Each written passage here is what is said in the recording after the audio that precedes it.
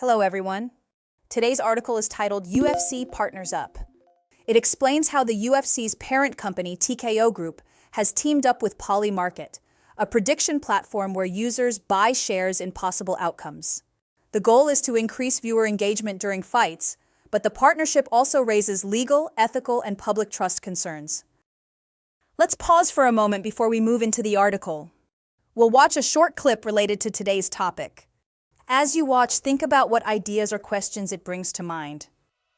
Super entertaining product, and I've always wondered whether you think, in the stands, what percentage of people are going to be sitting there with their phones, changing their bets throughout the match in terms of engagement. Sort of an interesting engagement question because you get engaged, but you also then get engaged in the phone. I always wonder sort of what that experience is going to be like. Yeah, I think that it's already happening now. I mean, people are live chatting during the fights, and people are on their phones now, not just for my events, but for all sporting events. Now that we've seen the clip, let's take a step back. Before we dig into the details, it helps to explore a broader idea behind the story. This will guide how we understand what follows. This brings us to the idea of prediction, why people are drawn to forecasting tools, and why platforms that quantify uncertainty feel so compelling. Prediction markets create a sense of involvement. Users feel they aren't just watching an event, but participating in its unfolding. But when predictions are displayed during live sports, the line between insight and influence begins to blur. Let's hold this idea as we move to a question.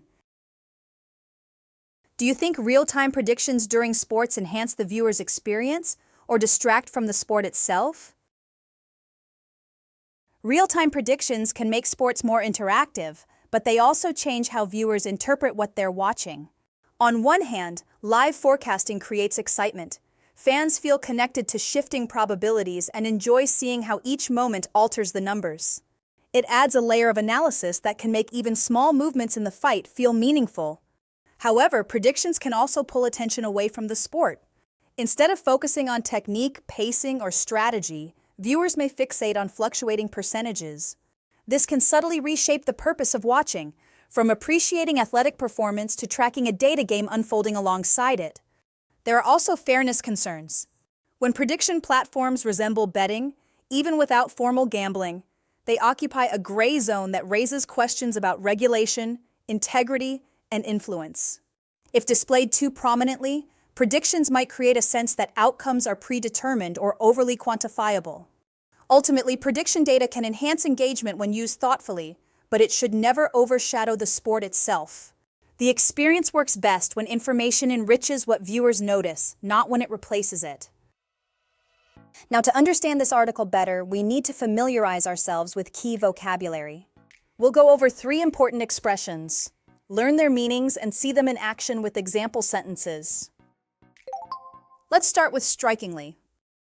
It means in a way that is very noticeable or surprising, often because something stands out more than expected.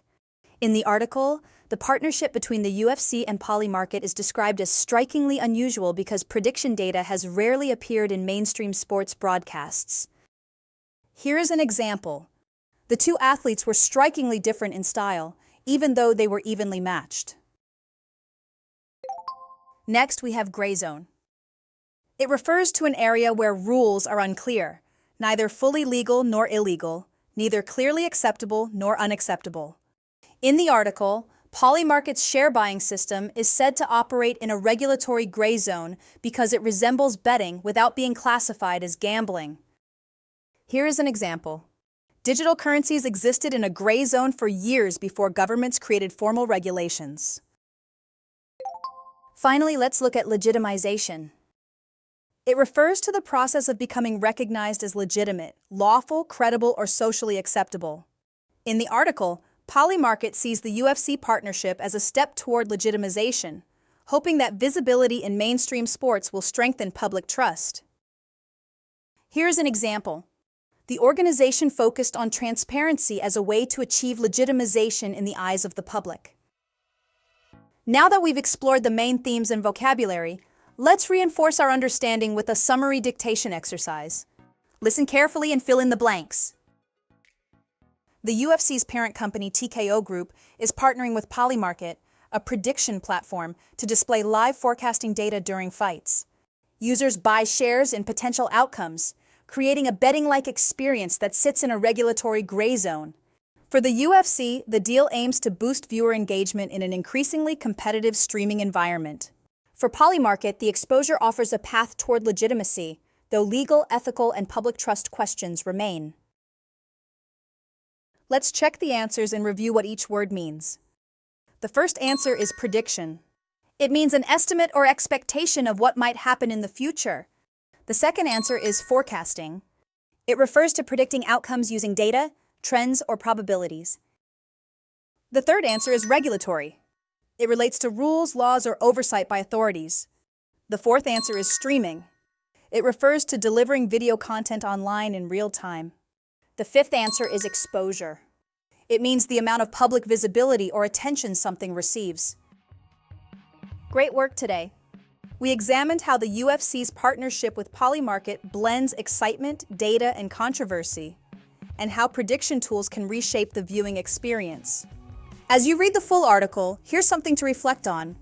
How would you feel if Korean sports leagues like the KBO or esports organizations introduced real-time prediction graphics during matches? Would it enhance your experience or change the nature of watching? We'll discuss your thoughts in our next session. Until then, take care and stay curious.